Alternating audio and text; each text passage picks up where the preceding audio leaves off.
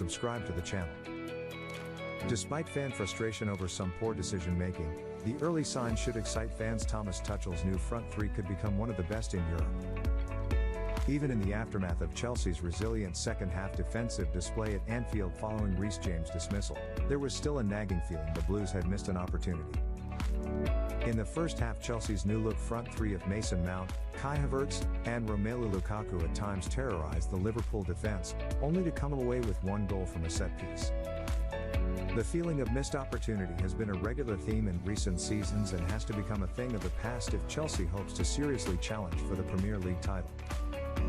Chelsea's MLH, which I discovered is the abbreviation to a company called Major League Hacking in Manhattan, which sets up student hackathons. For the purposes of this piece, Tuchel has a lot of reason to believe Mount, Lukaku and Havertz can hack a lot of Premier League defenses this season. The major frustration from the first half at Anfield was that on several occasions the wrong pass was selected in the final third to put daylight between Chelsea and Liverpool. Context should be given in defense of these early growing pains. Chelsea is only 3 games into their Premier League season. For Mount, Lukaku and Havertz, the draw at Liverpool was only the second outing for the trio. Mount was the only one to start all 3 of the league contests so far. The first 2 games have seen slightly altered approaches for Chelsea's attack from Tuchel. Against Arsenal, with more space to operate in and superiority in wide areas, Chelsea in possession looked more like a 3-2-5 with both wingbacks Reece James and Marcos Alonso helping to occupy the Gunners' back four. A rare occasion the 3 were narrow was in the build-up to Lukaku's opener, Mount on the right and Havertz left as Lukaku barged Pablo Mari out of the way to score his first for the club. The front 3 were pretty fluid with Mount and Havertz regularly dropping deeper to receive possession from the back 3 and orchestrate play from deeper. The luxury Tuchel has with the German and English internationals is that they are incredibly versatile, technically excellent and are 2 of the best at exploiting pockets of space vacated by others. Lukaku provides the perfect focal point to remain central and receive balls into feet with his back to goal. The 28-year-old also has the physicality to occupy multiple defenders at once to create space for his peers, which is the dream scenario of Mount and Havertz to buzz around. Lukaku is no slouch when it comes to speed himself, as he showed against Arsenal in the second period, drifting to his favored right channel to create further overloads. All 3 were involved in the build-up to Chelsea's second goal. Mount eventually playing the crucial pass for James to finish. Mount could have also assisted Lukaku's second of the day with an expertly chipped cross onto the head of the Belgian, only prevented by Bernd Leno's strong left palm. Arsenal certainly made their jobs a lot easier with their uncoordinated pressing and narrow back four, but it demonstrated how Chelsea's attack can act like a chameleon depending on what Tuchel's game plan requires. Against Liverpool, the trio operated much closer together.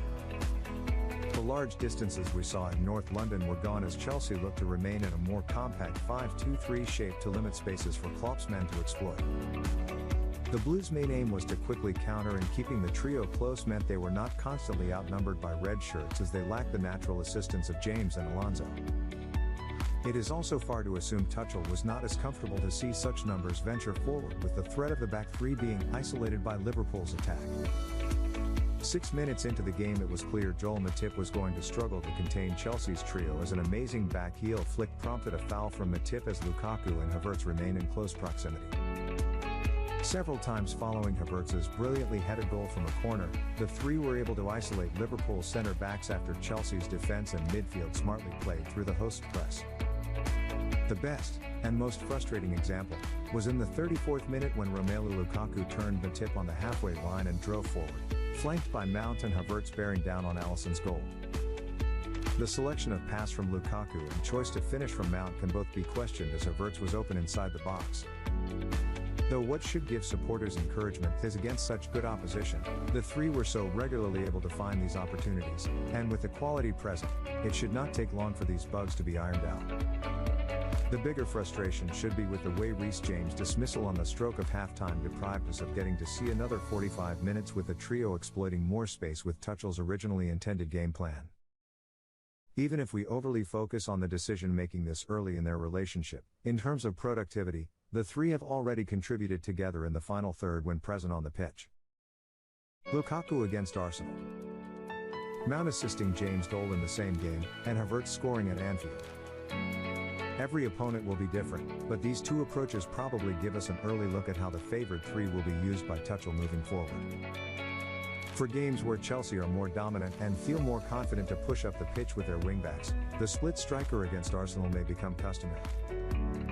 Havertz and Mount likely having the freedom to drop deeper as James, Alonso or Chilwell maintain attacking numbers further up the pitch. When Chelsea come up against opposition comparable to them and is able to force their wide players back, you will see MLH remain close together, attempting to orchestrate rapid counter-attacking opportunities. We all know the plethora of options the European champions that can alter the look of the attack with Timo Werner, Hakim Ziyech, Christian Pulisic and Callum Hudson-Odoi all waiting in the wings. But at the moment, it is hard to see MLH not becoming the preferred trio in a majority of games and has the capability to be one of Europe's most feared. What do you think about Chelsea's front three? Thanks for watching.